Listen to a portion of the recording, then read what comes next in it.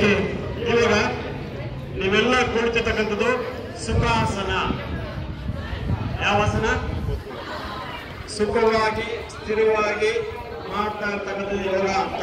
ಸುಖವಾಗಿ ಮಾಡಬೇಕು, ಸ್ಥಿರವಾಗಿ ಮಾಡಬೇಕು, ಯಾವುದೇ ಬಲವಂತವಾಗಿ ಮಾಡಬಾರ್ದು. ಓಕೆ, ಸುಖವನ್ನ ಅನುಭವಿಸಿ ಮಾಡಬೇಕು ಯೋಗ ಮಾಡ್ಬೇಕಾದ್ರೆ, ಆಸನ ಮಾಡ್ಬೇಕಾದ್ರೆ. ಸುಖಂ ಸ್ಥಿರಂ ಆಸನಂ ಅಂತ ಕರಿತೇವೆ ಅಲ್ವಾ? ಹಾಗಾಗಿ ಈಗ ನೀವು ಕುಳಿತಿರ್ತಕ್ಕಂಥ ಆಸನ ಸುಖಾಸನ ಅಂತ ಹೇಳಿ, ಎರಡೂ ಕೈಗಳನ್ನ ನಿಮ್ಮ ಮಂಡಿ ಅಥವಾ ಹೀಗೆ ಅಥವಾ ಈಗ ಚಿನ್ಮುದ್ರೆ ಚಿನ್ಮುದ್ರೆ ಅಂತ ಕರಿತೀವಿ. ನೋಡಿ ಮುಂದೆ ವೇದಿಕೆ ಮುಂಭಾಗದಲ್ಲಿ ಇದರಲ್ವಾ, ಫಿಂಗರ್ ಸ್ಟ್ರೈಕ್ ಮಾಡಿ, 3 ಫಿಂಗರ್ ಸ್ಟ್ರೈಕ್ ಮಾಡಬೇಕು, ಈ ತರ ಕೂತ್ಕೊಳ್ಳೋದು. ಈಗ ಸುಖಾಸನದಲ್ಲಿ ಬೆನ್ನು ನೇರ ಇರಲಿ, ನಿಮ್ಮ ಬೆನ್ನು ನೇರ ಇರಬೇಕು, ನಿಮ್ಮ ಮನಸ್ಸು ಕೂಡ ನೇರ ಇರಬೇಕು, ಸ್ಮೈಲಿಂಗ್ ಫೇಸ್ ಇರಬೇಕು. ಜಸ್ಟ್ ಸ್ಮೈಲಿಂಗ್ ಫೇಸ್, ಬ್ರೀತ್ ಇನ್, ಬ್ರೀತ್ ಔಟ್, ಬ್ರೀತ್ ಇನ್, ಬ್ರೀತ್ ಔಟ್. Just concentrate.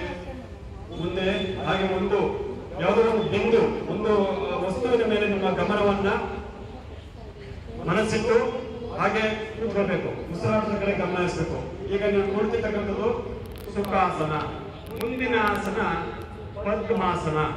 ಪದ್ಮಾಸನ ಮಾಡೋದಕ್ಕೆ ಕೆಲವರಿಗೆ